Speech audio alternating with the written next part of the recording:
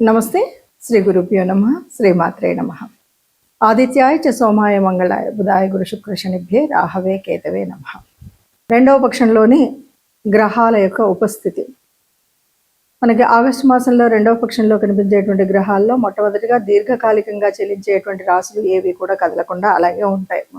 వాటిలో ముఖ్యంగా మనకి కుజుడు అదే స్థానంలో, ఎందుకంటే 45 రోజులు కనుక అదే స్థానంలో కనిపిస్తాడు, అంటే వృషభంలో ఉంటాడు. బుధుడు మాత్రం మనకి కర్కాటక రాశిలో కనిపిస్తాడు. ఇక అలాగే రవి సింహరాశిలోకి వచ్చేస్తాడు. గురువు కర్కాటకంలోనే ఉంటాడు.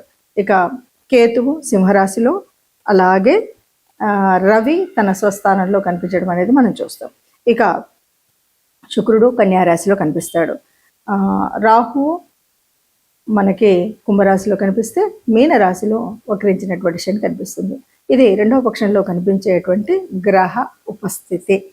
వచ్చేటువంటి మారేటువంటి గ్రహాల యొక్క యుతి, దృష్టి, వీటిని బట్టి వక్రగతి, వీటిని బట్టి కొన్ని మార్పులు అయితే ఉంటాయి. ఆ మార్పులకు అనుగుణంగా మనం చేసుకోవాల్సినటువంటి ముందు జాగ్రత్త చర్యలు, దాని గురించి మనం ఎప్పుడు కూడా ఈ గోచార ఫలితాలు తెలుసుకుంటాం. అయితే ఆగస్టు మాసంలో ఈ గోచార ఫలితాలకి ఉపస్థితి అయినటువంటి గ్రహాల స్థితి ఎట్లా ఉంది అంటే, ముందుగా మనం చూసినట్టయితే వృషభ రాశిలో కుజుడు ఉన్నాడు. బుధుడు మనకి మిథునంలో ఉండి 6వ తారీఖు కర్కాటకంలోకి వెళ్తాడు. అలాగే కర్కాటకంలో మరి గురువు ఎప్పటి నుండో అక్కడ ఉన్నటువంటి స్థితి ఇంకా అలాగే ఉంటుంది సంవత్సరకాలం. తర్వాత రవి 18వ తారీఖు కర్కాటకం నుండి సింహంలోకి మార్పు చెందుతాడు. ఇక సింహరాశిలో శుక్రుడు కేతువు మాసం యొక్క మొదటి రోజులో కనిపిస్తే, శుక్రుడు తదుపరి కన్యారాశిలోకి వెళ్ళడం కనిపిస్తుంది 2వ తారీఖు. ఇక మరి కుంభరాశిలో రాహు, అలాగే ప్రారంభమయ్యి ప్రతి 2.5 రోజులకు మారుతూ ఉన్నటువంటి చంద్రుడు ప్రారంభంలో మనకి రాహుతో కలిసి కుంభరాశిలో కనిపిస్తాడు. ఇక మీనంలో శని వక్రించినటువంటి స్థితి, ఇది అందరికీ తెలిసినటువంటిది. మరి ఇలాంటి గ్రహస్థితి ఉన్నప్పుడు ఏ రాశుల వారికి, అంటే 12 రాశుల వారికి ఒక్కొక్కరికి ఏ రకంగా ఉంటుంది అన్నది తెలుసుకుందాం. తదుపరి రాశి వృశ్చిక రాశి. వృశ్చిక రాశి వారికి, వీరికి చెప్పాలి అంటే కొంత సమన్వయంతో నడుస్తూ ముందున్నప్పటికంటే ఇప్పుడు కొంత బాగా ఉండి, మనం చేయాలనుకున్నా, కొనుక్కోవాలి అనుకున్నా, కొన్ని స్థిరాస్తులు కానీ, కొన్ని వ్యవహారాలలో మనం కావాలనుకున్నవి కానీ కొనుక్కునేటువంటి పరిస్థితి ఉంటుంది. కాబట్టి ఇక్కడ కొద్దిగా ఖర్చులు పెరుగుతాయి. ఆరోగ్యం కాస్త క్షీణిస్తుంది. ఎందుకంటే ఎప్పుడైనా ఒత్తిడి మానసికంగా ఉన్నప్పుడు ఆరోగ్యం క్షీణించడం అనేటువంటిది కనిపిస్తుంది.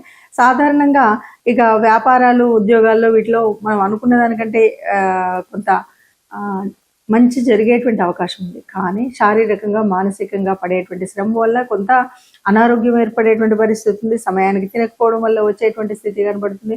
సోదరులు, బంధువులు వీళ్ళు ఎవరైనా ఉన్నట్టయితే వీళ్ళ మధ్యవర్తిత్వంతో హామీలు ఇవ్వడం, లేకపోతే మనం ఏదో నేను ఉన్నాను కదా అని మధ్యలో ఉండడం, ఇలాంటివి చేసినట్టయితే కాస్త ఇబ్బందులు కలుగుతాయి. కాబట్టి వీటన్నింటికీ దూరంగా ఉంటూ మనం ఇంతకుముందు చేయాలనుకున్న పనులు ఏవైతే పూర్తి చేయలేకపోయామో ఆ పనులను పూర్తి చేయడానికి కనుక ప్రయత్నం చేసినట్టయితే తప్పకుండా ఆ పనులను పూర్తి చేసేటువంటి అవకాశం ఈ సమయంలో వస్తుంది అని చెప్పచ్చు. ఇప్పటి వరకు మీరు గ్రహించినటువంటి వాటిల్లో దాదాపుగా గ్రహాల యొక్క స్థితే కాకుండా మాసం యొక్క ప్రత్యేకత కనుక తీసుకున్నట్టయితే దాదాపు శ్రావణ మాసంలోనే మనకి ఆగస్టు మాసం అంతా కనిపిస్తుంది. శ్రావణ మాసం అనగానే శ్రావణంలో ఉండేటువంటి పూజలు, వ్రతాలు ఒకవైపు, అంతేకాకుండా స్వాతంత్ర దినోత్సవం అనేటువంటి పండుగ కూడా మనకి ఇందులోనే కనిపిస్తుంది. దీనితో పాటు మనం గ్రహాల యొక్క మార్పు వల్ల వచ్చేటువంటి చంద్ర, సూర్య గ్రహణాలు అనేది వినబడుతుంది.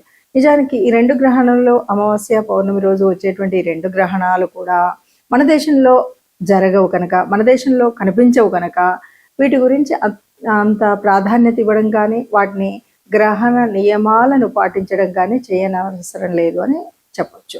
ఇక ఇక్కడ మనం మిగతా గ్రహాలు కనుక చూసినట్టయితే, మనం ఏ రాశికైనా సరే కొన్ని గ్రహాల యొక్క అనుకూలత కోసం కానీ, దైవానుగ్రహణ కోసం కానీ మనం చేసుకోవలసినటువంటి కొన్ని నియమాలు అయితే మనకు తెలుసు. దాంట్లో ముఖ్యంగా గురువు యొక్క మార్పు వల్ల కానీ, గురువు యొక్క అలాగే శని వక్రీకరణ వల్ల కానీ, ఈ రెంటి వల్ల కూడా మనకు కనిపించేటువంటి వాటిల్లో ముఖ్యంగా శనివారం శని దోషం అనగానే మనం చేయవలసినటువంటి లక్షణాల్లో అంటే ఇది అర్ధాష్టమ శని అవ్వచ్చు, లేదా శని మనకి ఏళ్ళనాటి శని ఉన్నటువంటి వాళ్ళు కావచ్చు, శని యొక్క దృష్టి ఉన్నటువంటి వాళ్ళు కావచ్చు, ఎవరైనా సరే మనము 4వ తరగతికి చెందినటువంటి కార్మికులు ముఖ్యంగా వారికి మనం ఆహారం ఏదైనా పంచిపెట్టగలిగిన, లేదా గోశాలకు వెళ్ళి గోశాలలో గోగ్రాసం ఇచ్చిన, లేదు వృద్ధులు పెద్దలు ఎవరికైనా సేవ చేయగలిగిన, వీటి వల్ల ఆ గ్రహం శని గ్రహం వల్ల వచ్చేటువంటి దోష నివారణ మనం చేసుకోవచ్చు. ఇంతే కాదు అంటే మనకు వీలు లేదు అంటే ఎవరైనా సరే వారి యొక్క ఇష్టదేవత అనుగ్రహాన్ని పొందడానికి నిత్యం దైవనామస్మరణ చేసినట్టయితే ఏ గ్రహాలు ఎలా ఉన్నా కూడా మన యొక్క ఆత్మస్థైర్యంతో ముందుకు వెళ్ళొచ్చు అని చెప్పొచ్చు. గ్రహాల అనుకూలత కానీ దైవానుకూలత కానీ కావాలి అంటే మనకి ప్రతిసారి మనం చెప్పుకున్నట్టుగానే జన్మజాతకంలో ఉన్నటువంటి దోషాలు కానీ గ్రహాల యొక్క స్థితి కానీ ఎందుకు ఉంటుంది అంటే అది పూర్వపుణ్య ఫలమే అని చెప్పొచ్చు. ఆ రోజు ఆ సమయంలో ఆ నక్షత్రాలు ఆ గ్రహాలు ఎందుకు అందులో ఉంటున్నాయంటే మనం పూర్వజన్మ సుకృతం, పూర్వజన్మలో చేసినటువంటి పాపపుణ్యాల ఫలితమే మనకు కనిపిస్తుంది. మరి దాన్ని వర్తమాన కాలంలో సరిచేసుకోవడము అన్నదే మనం చెప్పుకునేటువంటి జ్యోతిష శాస్త్రంలో ఉన్నటువంటి మార్పులు చేర్పులు. ఆ రకంగా చూసుకున్నట్టయితే ఎవరికైనా ఆర్థికంగా మనకు కష్టం అనిపిస్తుంది అంటే ఎంతసేపు మనకు కావాల్సినటువంటిది ఆర్థిక లాభాల కోసం గురువు శుక్రుడు యొక్క ఆనుకూల్యత కావాలి. అలా ఆనుకూల్యత కావాలి అంటే ముఖ్యంగా శుక్రుడికి సంబంధించినంత వరకు ఈ మాసం శ్రావణ మాసం అంటేనే లక్ష్మీదేవి వ్రతాలు చేసేటువంటి మాసం. కాబట్టి లక్ష్మీదేవి యొక్క ఆనుకూల్యత కోసం మనం తప్పనిసరిగా అందరూ పూజ చేసుకుంటాం, అందరం కూడా లక్ష్మీదేవి వ్రతాలు చేసుకోవడం అనేది కనిపిస్తుంది. అదొకటే కాదు, మనం అంతర్లీనంగా చేసేటువంటి అర్థం పరమార్థం కనుక ఆలోచించినట్టయితే ఎప్పుడు మనం కొన్ని సూత్రాలు నియమాలు చెప్పుకున్నాం. అసలు లక్ష్మీదేవి ఎక్కడ నివసిస్తుంది అంటే ఎక్కడ స్వచ్ఛత ఉంటుందో అక్కడ ఉంటుంది అంటారు, ఎక్కడ వెలుతురు ఉంటుందో అక్కడ తేజస్సు ఉంటుందో అక్కడ లక్ష్మీదేవి ఉంటుంది అంటారు.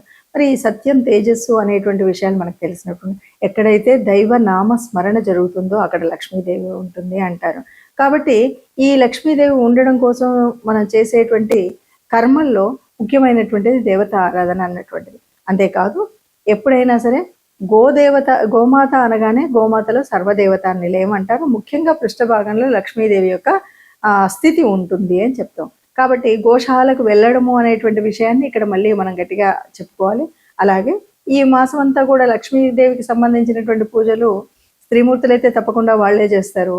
ఎవరైనా పురుషులైతే ఈ ఈ గ్రహాల యొక్క మరి ఆ దృష్టి ఆనుకూల్యత కోసం తప్పనిసరిగా ఆ రోజులలో వారు కూడా లక్ష్మీదేవికి పూజ చేసినట్టయితే కొంత అనుకూలత లభిస్తుంది అని మనం చెప్పొచ్చు.